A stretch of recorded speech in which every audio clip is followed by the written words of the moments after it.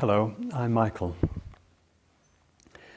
I suppose I've been a person of faith for most of my adult life. For the first 30 years, I suppose, I was an Anglican, a practicing Anglican, and for the last 20, I've been a Quaker. I've attended worship most Sundays in that time, and for me, during that time, God has been a source of inspiration, a source of joy, and the source of many, many questions.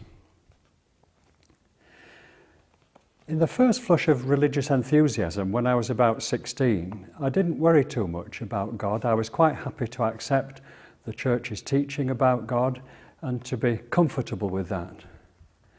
But I found fairly quickly that questions started to come into my mind. I was aware of the poverty and the injustice and the disease and the suffering in the world, and that troubled me.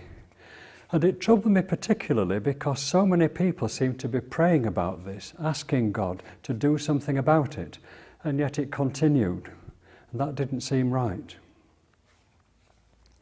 As I thought more about God, I became aware of the picture of God that the Church was communicating to me through the Bible, through its worship, through the hymns that we were required to sing. I found it increasingly difficult to believe in an all-powerful, all-knowing God. It didn't seem right. I found it difficult to accept that God was some kind of superhuman male person. That didn't seem to square with my experience. And yet, I was being encouraged all the time to use this imagery in my thinking, in my praying, in worship. And I found increasingly that sat uncomfortably with me. So the questions continued. The church worship became more and more uncomfortable. And then, with some regret, but with a great sense of relief, I left the Anglican Church. I wanted to try and find a faith that I could hold with integrity, where I could be true to myself and be honest with myself. For a while, the only path that seemed right for me was the path of the atheist. I seemed to reject the idea of God altogether. But there was niggling away in the back of my mind that this wasn't right. I felt somewhere there must be a spiritual path that would be right for me, if only I could find it. I was very interested in religion. I was an RE teacher in a high school for most of my working life, and so taught and thought a lot about religion. But what I hadn't found was a personal faith that was right for me.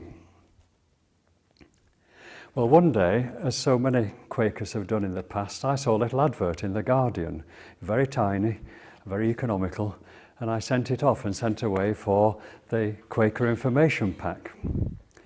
And I read it with great interest and great enthusiasm. It seemed to speak to me. It rang bells all over the place, and I read and read. My little Quaker book that I got by George Gorman fell to pieces fairly quickly. I'd read it so many times. And I sent off to the Quaker bookshop for book after book after book about the Quaker way. And what I read rang true. But it still took a while for me to pluck up courage to go into a Quaker meeting house. I knew where they were. It was just a matter of stepping over the threshold. But one day I did.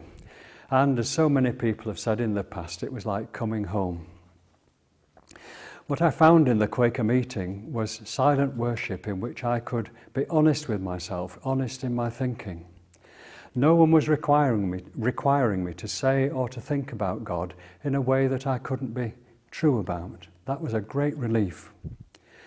I didn't feel any implicit criticism of what I in the past had felt was my lack of faith, my lack of understanding about God. I didn't feel guilty anymore about my failure to conform. This was so liberating, so exciting for me. But what I did find positively was a very strong encouragement to find my own way. A clear message came through to me from friends in the Quaker meeting that what each of us has to do is to find our own spiritual path, our own understanding of God, that we can hold honestly with integrity. And I found that was the beginning of an exciting spiritual journey for me. So what have I discovered about God on that spiritual journey? Well, the first thing that I've discovered is that we can't know very much about God. that having clear ideas about God is not necessary. Indeed, I don't think it's possible. How can we as mere human beings understand the depth of God? The other thing I've found is that I don't need to worry about this. I can be comfortable now with uncertainty. I can be comfortable with questions. But equally, I expect from time to time to be given new light, new understanding that will move me forward, that will help me on my spiritual journey. What I've found is that it's not ideas about God that are important, not what we Quakers call notions. What is important is responding to God, being open to God in meeting for worship, being open to the promptings of God in everyday life. I've discovered that we should expect to be challenged by God, that we should expect things to come into our thoughts, into our thinking, that move us on as people, that challenges us to do things. And what I've found in my experience is that by responding to God, by being true to these promptings, these leadings of God, that I find joy and fulfillment.